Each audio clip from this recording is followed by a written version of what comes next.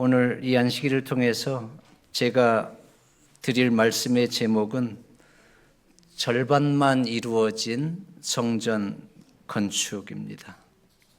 절반만 이루어진 성전 건축. 무슨 뜻입니까? 우리 중화동 교회가 지금 성전 건축이 완료돼서 이렇게 예배 드린 지가 2년 가까이 되어 가는데, 목사님, 무슨 절반만 이루어졌습니까? 온전하게 성전 건축이 잘 됐지. 절반만 이루어졌다고 저는 평가하고 있습니다. 왜 그렇습니까? 절반만 이루어졌다고 하는 것은 성전 건축이 절반만 이루어졌다고 하는 것인데, 엄밀하게 말하면 성전 건축의 목표가 이루어지지 않았다고 하는 의미입니다. 여러분, 우리가 성전 건축을 하게 된 근본 목적이 무엇입니까? 우리가 그 많은 재정을 들이고 헌신하고 노력해서 이 성전을 지은 것은 우리가 새 성전에서 예배 드리기 위함입니까? 그러한 의미로 본다고 하면 지난 성전도 우리에게 부족함이 없습니다. 우리 식구끼리 예배드리기에는 여전히 그럭저럭 좋았습니다.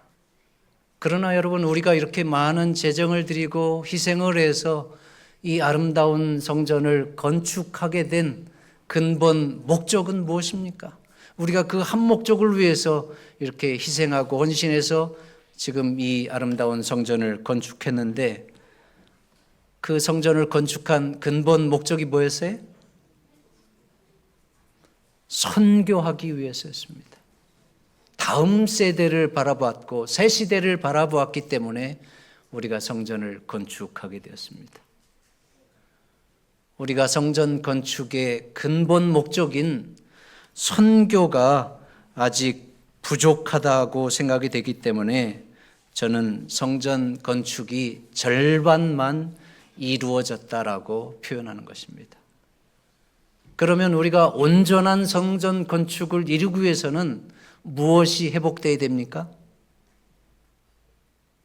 선교가 회복되어야 됩니다. 전도가 회복되어야 됩니다.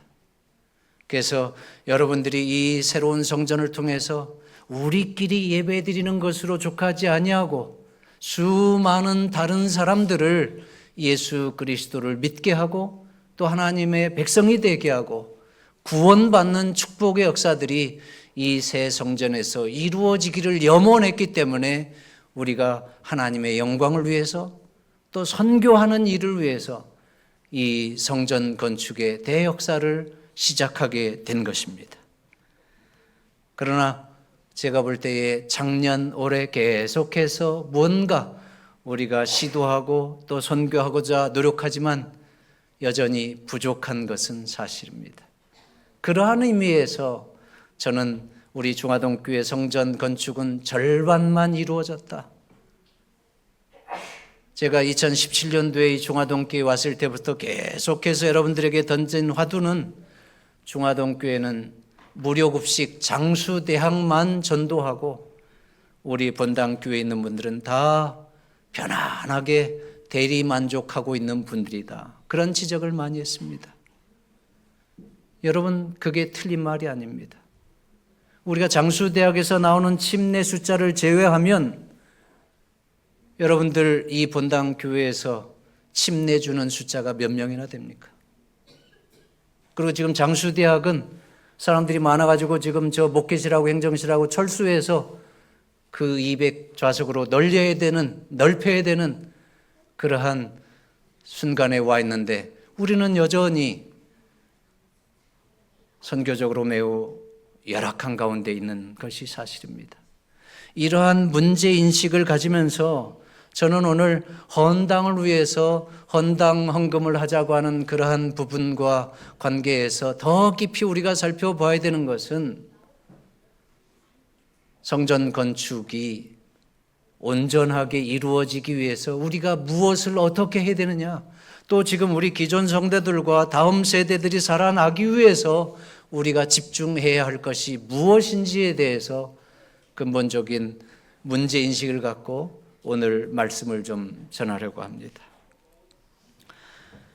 여러분, 우리가 지금까지 이 큰 대역사를 여러분들이 큰 재정을 들이고 기도하면서 이 일을 이루어낸 것처럼 이제 앞으로는 중화동교회가 성전 건축의 근본 목적인 선교하는 교회, 전도하는 교회, 그래서 선교와 전도의 부흥도 이루어내서 곧 중화동교회가 온전한 성전 건축의 역사를 감당하게 될 것을 저는 믿습니다. 여러분, 곧 중화동교회가 이 큰 대역사를 이룬 것처럼 건축의 본연의 목적인 선교와 전도의 부흥도 일어나게 하는 데에 내가 함께 하나님 앞에 합심해서 기도하고 최선을 다하겠다. 이러한 분들 한번 아멘 해보시기 바랍니다. 우리 어린이분들은 아멘 안 하시네. 네, 다시 한번 하겠습니다. 우리 이 중화동교회가 그 누구도 할 수 없는 엄청난 희생과 재정을 투입해서 이 성전 건축을 이루고 이제는 헌당까지 하려고 하는 이러한 마당에 성전 건축을 하게 된 근본 목적, 이 교회를 통해서 더 많은 사람들이, 또 우리의 친구들이, 수많은 이웃들이 우리와 같이 예수 그리스도를 믿고 하나님의 자녀가 되어 구원받은 소망의 백성으로 살게 하는 그 선교하는 일에 내가 앞으로 더 열심히 기도하고 또 그 일에 열심을 다하겠다 하시는 분들 아멘 하시기 바랍니다. 이것은 매우 중요합니다. 우리 모두가 영적으로 부흥하고 살아나는 일이기 때문에 그렇습니다. 다른 사람이 하는 거, 또 장수대학이 부흥하는 거, 그거 여러분 거기에서 봉사하시는 분들이 하는 것이지 여러분들이 하는 거 아니에요. 물론 우리가 헌금을 통해서 지원하고 있는 것도 사실입니다.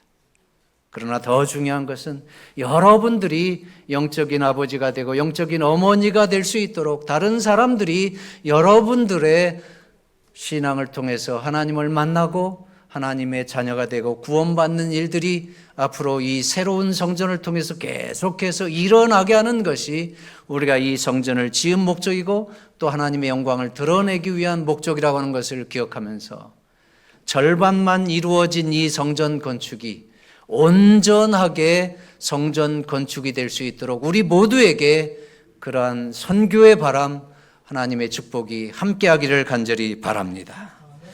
그러면 여러분 질문을 좀 드립니다. 중화동교회가 선교의 부흥을 위해서 어떻게 하면 되겠습니까? 중화동교회가 선교하는 교회, 전도하는 교회.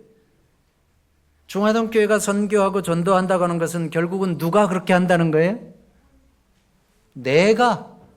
내가 전도하고 내가 선교한다는 거예요. 여러분, 중화동교회는 여러분이 중화동교회입니다. 내가 중화동교회입니다. 내가 개념 없이 행하면 야, 중화동교회 가니까 거기 되게 개념이 없더라. 내가 처음 갔는데도 나를 아는 척하는 사람, 나한테 다가와서 인사하는 사람 하나도 없어. 야, 그 교회 가고 싶은 맛 안 난다, 야. 그러면 결국은 인사하고 쳐다도 안 보고 그건 누가 그렇게 한다는 거예요? 여러분이 그렇게 한다고 하는 거예요. 중화동교회는 이 건물이 아닙니다. 여러분입니다. 예수님을 믿는 내가 중화동교회입니다. 여러분들 개인이 어떻게 생각하고 어떻게 말하고 어떻게 행동하느냐가 바로 이 중화동교회를 꼴짓는 것이고 그것을 통해서 하나님의 영광을 받으시기도 하고 하나님께서 욕을 먹으시기도 하고 그렇습니다. 이제 그러면 중화동교회가 이 성전 건축의 근본 목적인 선교하는 것을 이루어내기 위해서 어떻게 하면 될까요? 우리가 성전 건축하기 위해서 함께 기도하고 협력해서 희생하면서 큰 재정을 하나님께 드리고 그러한 열정이면 여러분 충분히 선교하는 것은 더 쉽게 됩니다.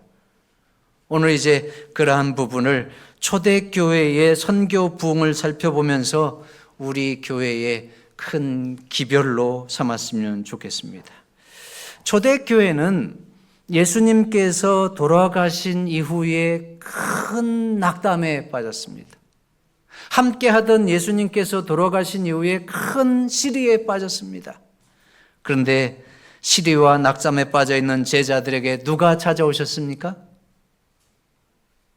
시리와 낙담에 빠져 있는 초대교회 성도들에게, 그 제자들에게 다시 살아나신 예수 그리스도, 부활하신 예수님께서 그들에게 다시 나타나셨습니다. 무덤에서 다시 살아나셔서 부활하셔서 그 시리와 낙담 가운데 있는 초대교회 성도들에게 예수님께서 다시 나타나셨을 때, 그 예수님을 그들이 다시 만났을 때에 그들은 더할 수 없는 견고한 믿음을 갖게 되었다 그랬어요. 그래서 저는 초대교회가 선교적으로 부흥할 수 있었던 첫 번째 비결은 제자들의 믿음이 더할 수 없이 견고해졌기 때문이다. 여러분 다 함께 읽어보겠습니다. 제자들의 시작. 제자들의 믿음이 더할 수 없이 견고해졌기 때문이다. 시리와 낙담에 빠져있던 초대교회의 성도들이 부활하여 다시 나타나신 예수님을 만났을 때에 그들은 더할 수 없는 견고한 믿음을 갖게 되었다 그랬어요. 그래서 우리가 사도행전이나 사도행전 읽어보면 예수님께서는 시리에 빠진 제자들에게 다시 부활하여 나타나셔서 그들을 만나시면서 그 제자들에게 40일 동안 함께 있으면서 성경에 나타난 예수 그리스도께 대한 기별들을 하나하나 짚어주면서 설명을 합니다. 예수님께서 이 땅에 초림하신 사건들과 또 예수님께서 유대인들에게 거절을 당하고 버림을 받았던 사건들과 또 예수님께서 십자가 위에서 죽으시고 다시 살아나시고 그러한 말씀들이 성경에 기록된 대로 이루어진 것들을 가리키고 확인하면서 제자들은 바로 우리 예수 그리스도를 통해서 이루어진 일들, 바로 하나님의 말씀에 예수 그리스도에 대해서 기록한 사건들이 말씀하신 그대로 이루어진 것을 통해서 하나님의 말씀의 능력에 대해서 확신하게 되었다고 그랬어요. 하나님의 말씀은 말씀에 기록하면 기록한 그대로 이루어지시는 틀림없는 진리의 말씀인 것을 그들이 마음속에 확신하면서 예수 그리스도께 대한 더할 수 없는 믿음, 견고한 믿음을 갖게 되었다고 말씀하고 있습니다. 그래서 이 부분에 대해서 사도행전에는 이렇게 표현하고 있습니다. 다 함께 읽어보겠습니다. 사랑하는 주님께서 시작. 사랑하는 주님께서 일어난 모든 일에 비추어 성경 말씀을 설명하시는 것을 들었을 때에 그분에 대한 그들의 믿음은 견고하게 되었다. 예수 그리스도께 대해서 성경 말씀에 기록된 것들이 말씀에 기록된 대로 예수님의 생애를 통해서 그대로 성취되는 것들에 대해서 들으면서 그들의 믿음은 더할 수 없이 견고하게 되었다. 그러면 우리 중화동 교회의 부흥을 위해서 우리에게 가장 중요한 것은 무엇이에요? 초대교회 성도들이 그 시리와 낙담 가운데서 다시 일어나게 되었던 더할 수 없는 견고한 믿음을 갖게 되었던 그 사건을 오늘 이 시대에도 그대로 경험하는 것이 매우 중요합니다. 그래서 여러분 오늘 이 시대에 이 신앙 공동체가 살아나고 하나님의 영광이 드러나고 또 내 신앙이 부흥하는 데에 가장 중요한 것은 우리 개인이 다시 살아나신 예수 그리스도, 부활하신 예수 그리스도를 개인적으로 만나는 경험들을 해야 된다고 하는 사실입니다.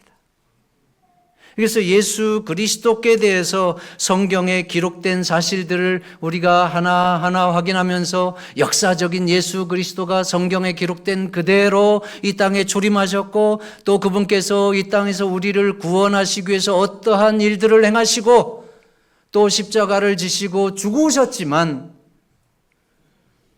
장사 지낸 바 되었다가 사흘 후에 다시 살아나심으로 우리가 믿는 예수 그리스도는 그 누구도 극복할 수 없는 사망과 죽음의 권세를 이겨내신 인류의 참 구주이신 예수 그리스도라고 하는 것을 우리가 말씀을 통해서 확신하는 것은 매우 중요한 것입니다.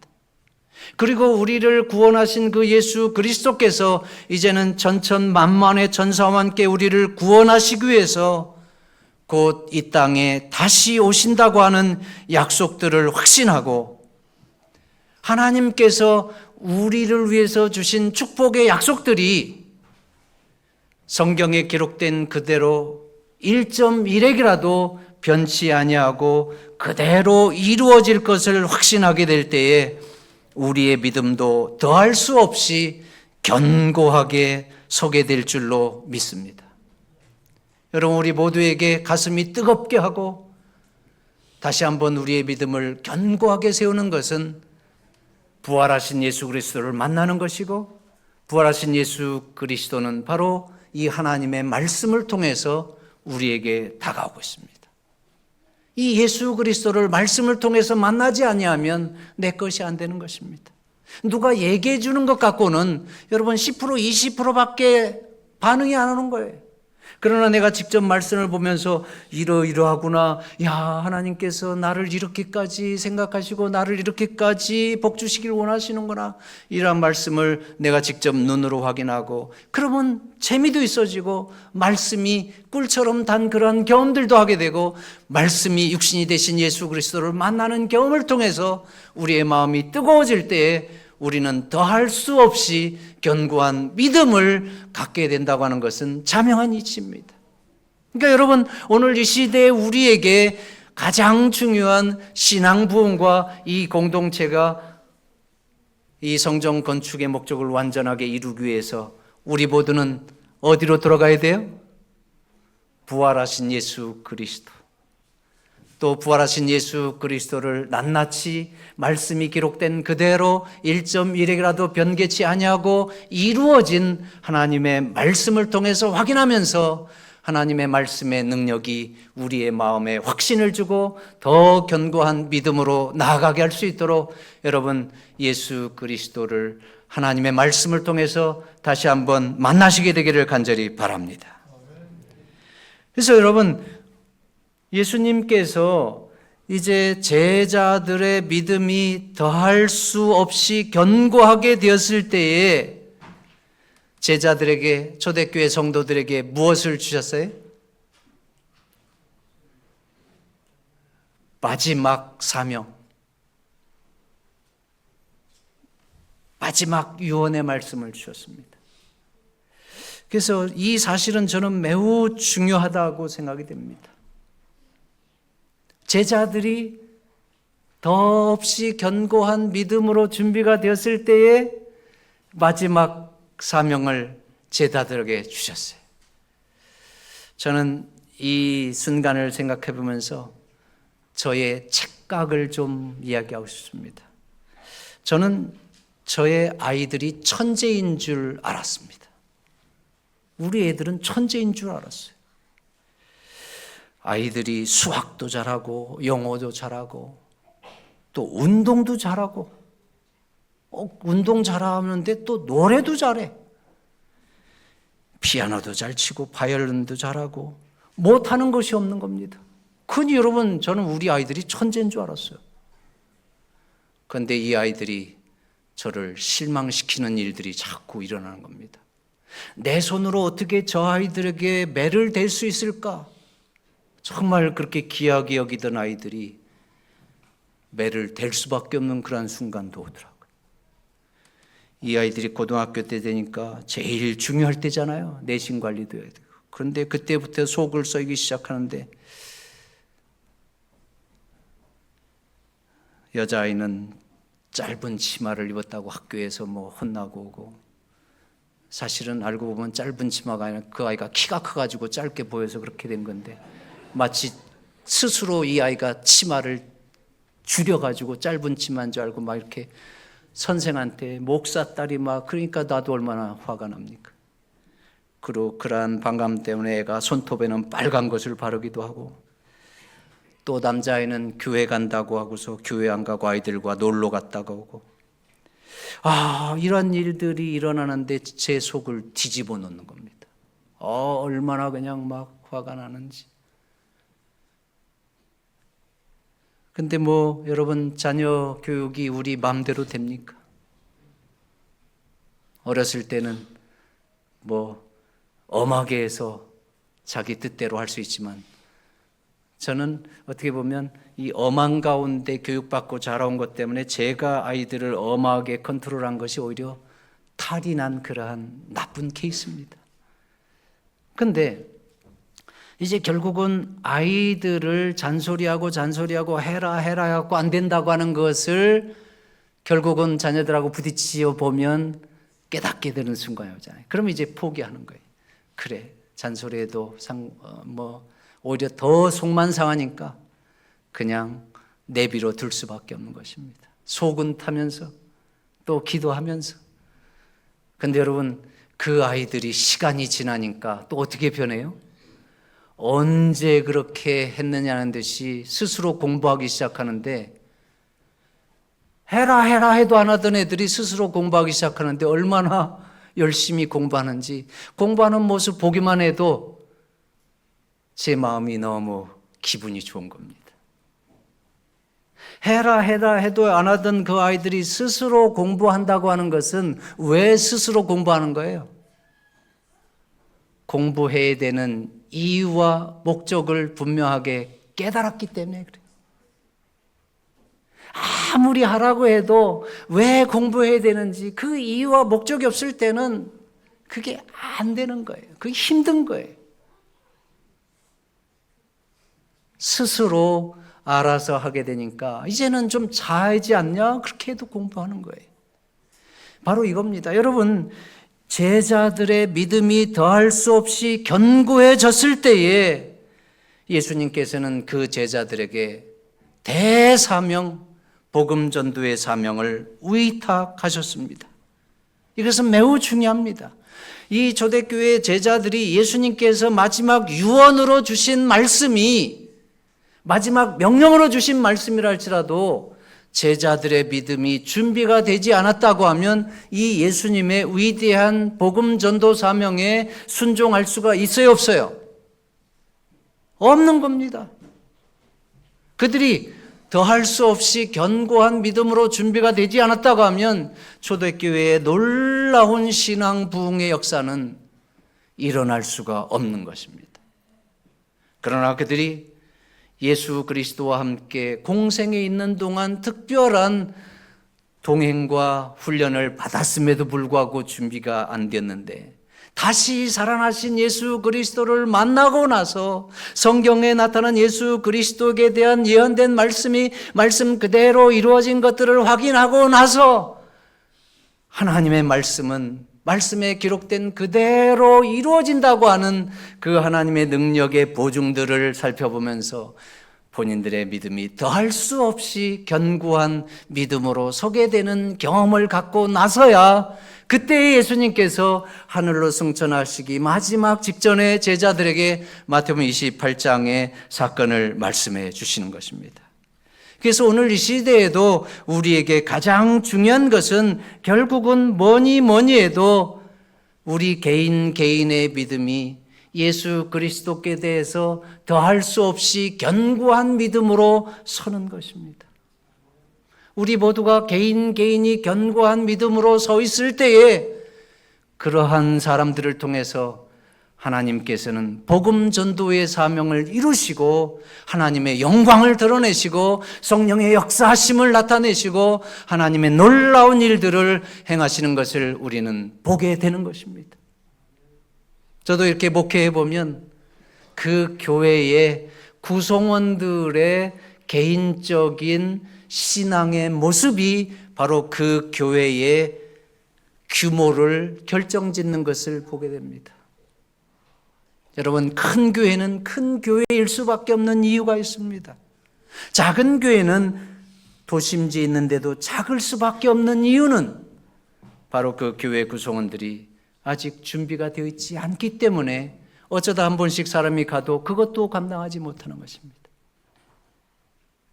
오늘 이 중화동 교회는 우리가 하나님께서 주시는 큰 복음의 전도 사명을 이루기 위해서 큰 꿈을 갖고 이 성전을 건축했고, 지금은 절반만 이루어진 성전 건축의 상태에 있지만 우리 모두의 꿈은 이곳을 통해서 우리보다 더 많은 새로운 사람들이 예수님을 믿고 하나님의 자녀가 되고 구원받는 구속의 역사들이 이곳을 통해서 차고 넘치게 되기를 소망하고 있고, 그 일들이 우리를 통해서 곧 이루어지게 될 것을 저는 믿습니다.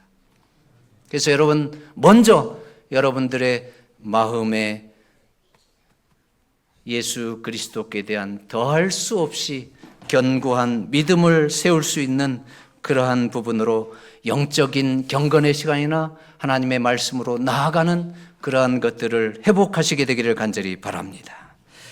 그러면 여러분, 제자들이 더할 수 없이 견고한 믿음을 가졌을 때에 무엇을 했어요? 예수님께서는 그들에게 마태복음 28장에 복음 전도의 사명을 주셨습니다. 마태복음 28장 19절로 20절 다 함께 읽어보겠습니다. 그러므로 시작. 그러므로 너희는 가서 모든 족속으로 제자를 삼아 아버지와 아들과 성령의 이름으로 침례를 주고 내가 너희에게 분부한 모든 것을 가르쳐 지키게 하라. 볼지어다 내가 세상 끝날까지 너희와 항상 함께 있으리라 하시니라. 이 부분이 제자들이 더할 수 없이 견고한 믿음으로 서 있을 때에 예수님께서 마지막으로 주신 유언의 말씀이고 위대한 사명이고 복음 전도의 사명입니다. 그래서 여러분, 이제 제자들이 더할 수 없이 견고한 믿음으로 서 있을 때에 예수님께서 주시는 말씀에 순종하게 됩니다.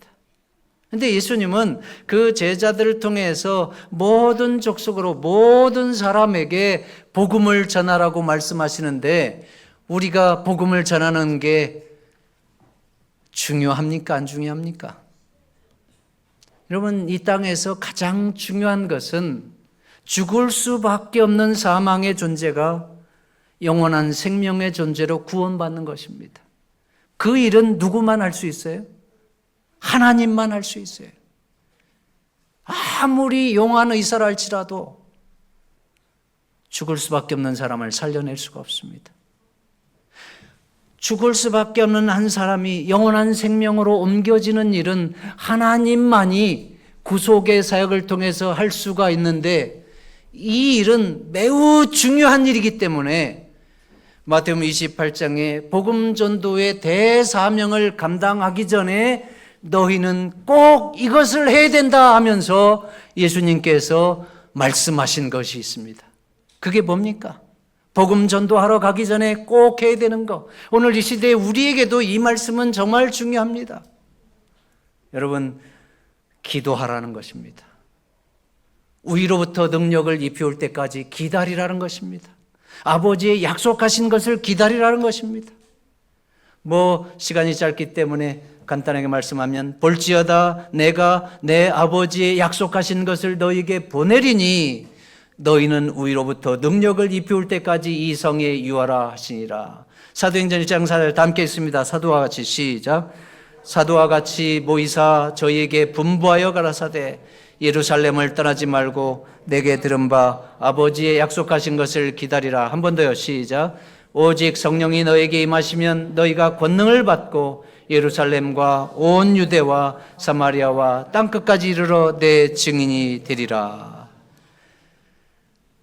마지막 대사명, 복음 전도의 사명, 죽어가는 사람을 생명으로 인도하는 이 심부름꾼의 축복의 일을 하기 위해서는 이것이 너무 중요하기 때문에 예수님께서 그거 하기 전에 꼭 무엇을 먼저 하라는 거예요?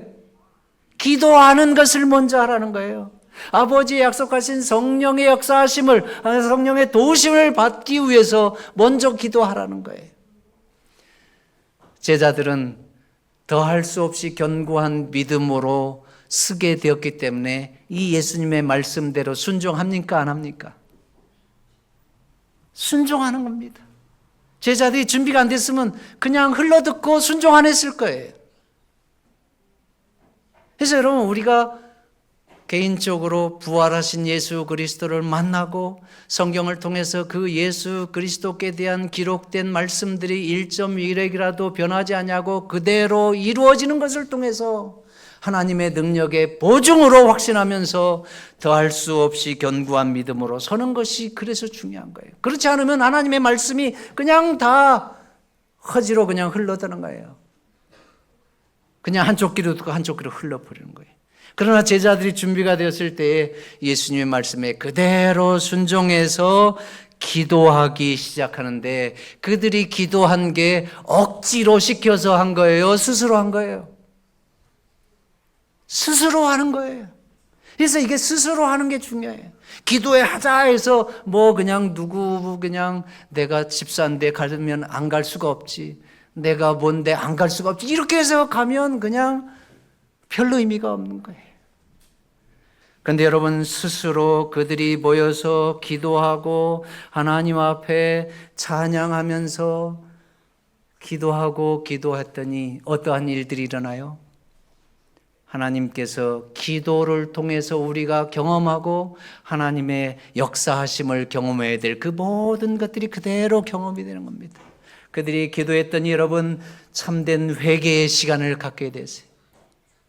그래서 자기 자신이 얼마나 부족한지를 깨닫게 되었고, 하나님께 대해서 불신과 허물의 부족한 과오들이 계속 드러나면서 그들이 뭐라 그래요? 내가 3년 반 동안 주님과 함께 있을 때 이렇게 했구나. 다시 내가 주님과 함께 할 수 있다고 하면 절대로 이렇게 행동하지 않았을 텐데, 내가 주님 앞에 다시 한번 예수님을 위해서 봉사하게 된다고 하면 다시는 이러한 일들을 하지 않았을 텐데 하면서 자기 자신들의 허물과 부족함들을 주님 앞에 다 회개하면서 내려놓는, 그러면서 내가 주님 앞에 얼마나 부족하고 하나님의 은혜가 필요한지를 절감하는 그러한 시간을 갖게 됩니다. 그래서 여러분, 여기 보십시오. 사도행전에 보면 제자들은 약속이 성취되기를 기다리면서 참된 회개로 그들의 마음을 겸비하게 하고 그들의 불신을 자복하였다. 그들이, 거기부터 끝까지 다 함께 읽고 있습니다. 시작. 그들이 과거의 3년을 다시 살 수만 있다면 그들은 얼마나 다르게 행동할 것인가를 생각하였다. 만일 그들이 주님을 다시 볼 수만 있다면 얼마나 깊이 주를 사랑하는지를 보여드리고자 얼마나 열심히 노력하였을 것인가.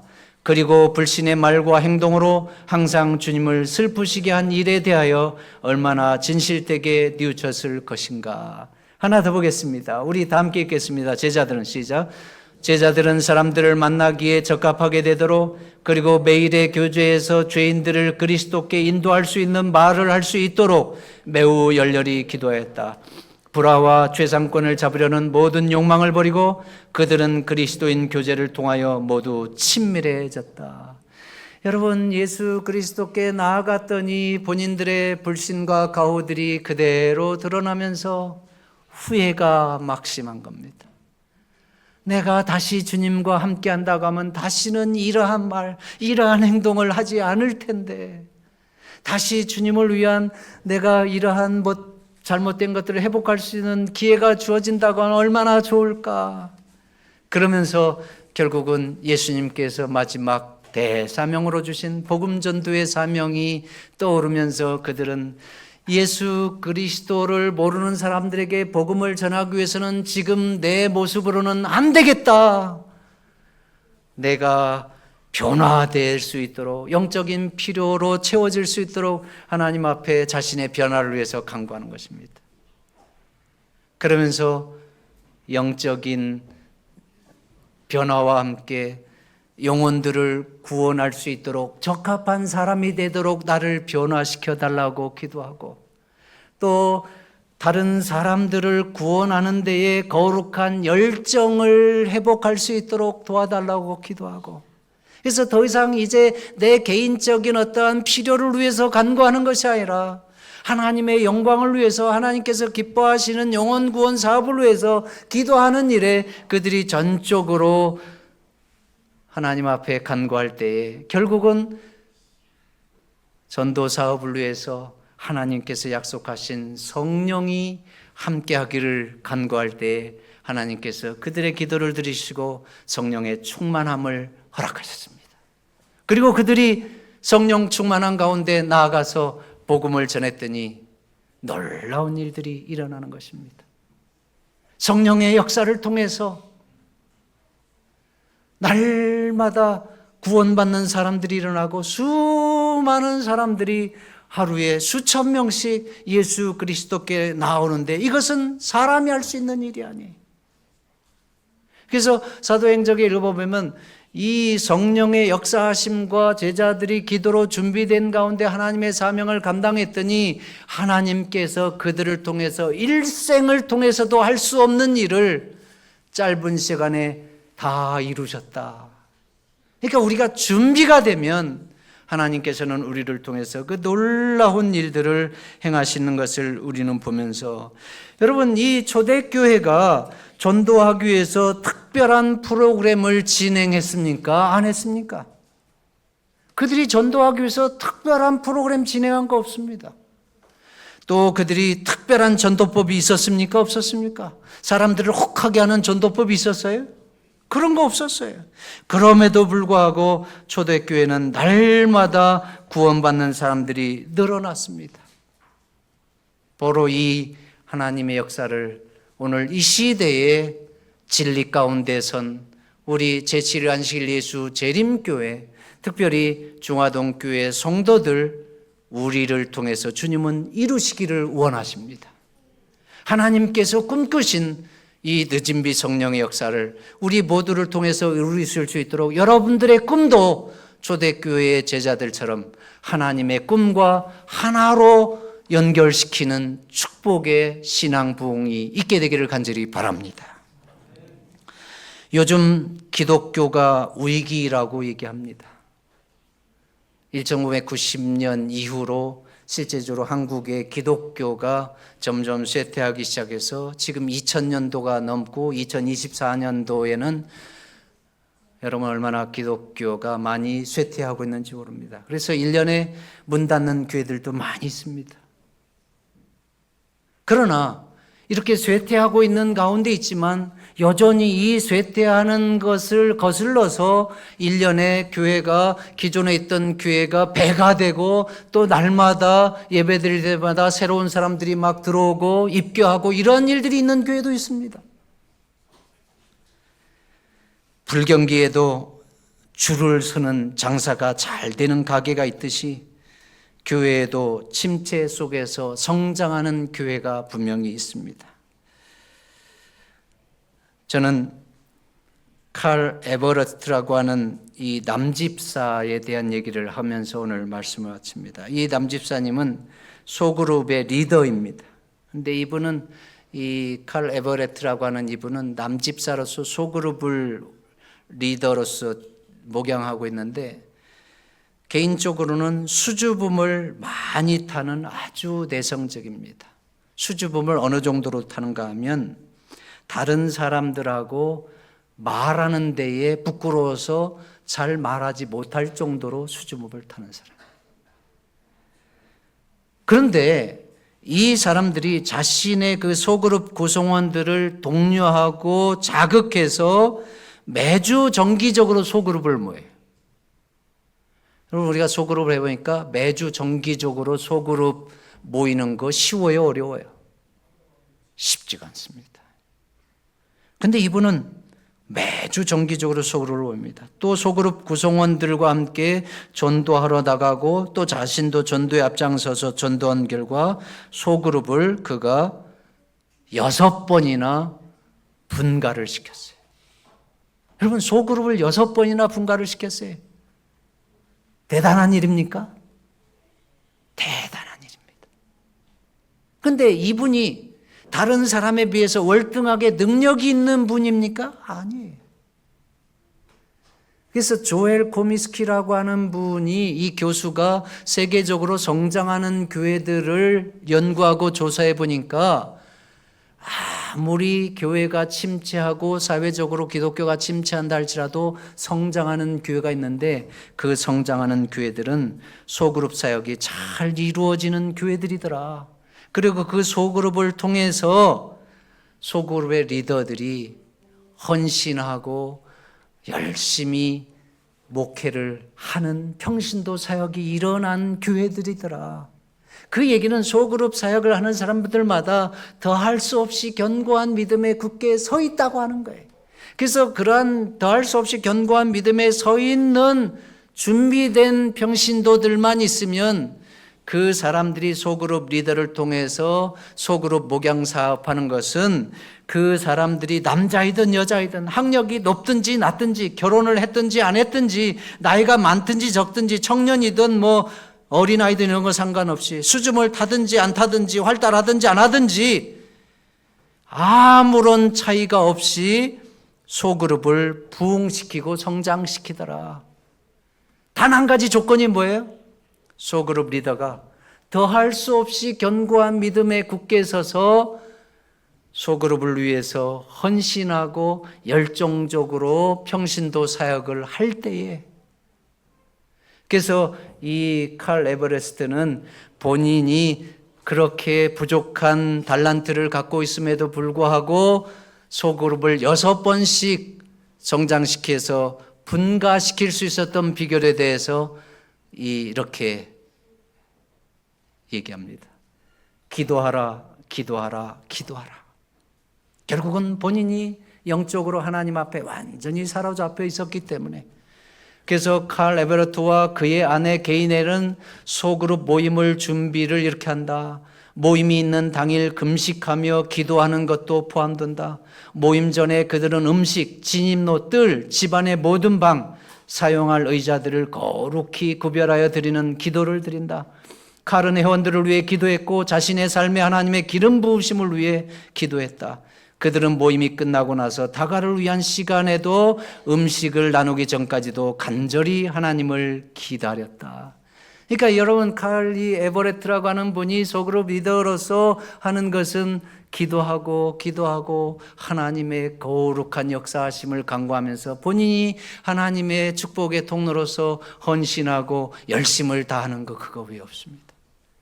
우리도 하나님의 손에 들려서 하나님의 축복의 통로로서 더할 수 없이 견고한 믿음에 서서 하나님의 뜻을 이루는 데 헌신하고 열심을 다하면 하나님께서 칼 에버레트에게 허락하신 그러한 놀라운 영혼 구원과 하나님의 영광을 드러내는 일들을 이루시게 될 줄로 믿습니다. 그래서 이제 여러분, 절반만 이루어진 이 중화동교회 성전 건축이 진정한 선교의 부흥, 신앙 부흥까지 일어나서 조만간 우리가 하나님의 성전을 헌당하기 이전에 이미 온전한 성전 건축의 영광을 하나님께 드리는 그러한 축복의 교회가 되기를 주의 이름으로 축원하면서 오늘 말씀을 줄이겠습니다. 이제는 여러분 함께 헌당 헌금을 작정하도록 하겠습니다. 이미 나름대로 헌당 헌금들을 생각하시고 정해 오셨겠지만, 여러분, 이 헌당 헌금 용지에 보면 우리가 헌당 헌금 서약서가 있습니다.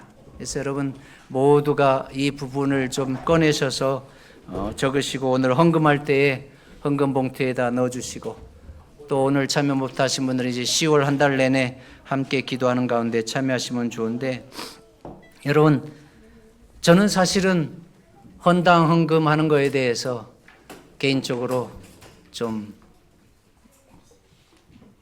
별로 좋아하지 않았습니다. 그래서 여러분들이 저한테 목사님 이제는 헌당 헌금을 해야 되잖아요. 그래도 제가 반응을 하지 않았습니다. 왜 그런가 하면 제가 그동안 건축하고 또 건축 헌금하고 이러한 과정 속에서 제 나름대로도 최선을 다했지만 또 교인들이 얼마나 힘든지를 알기 때문에 그렇습니다.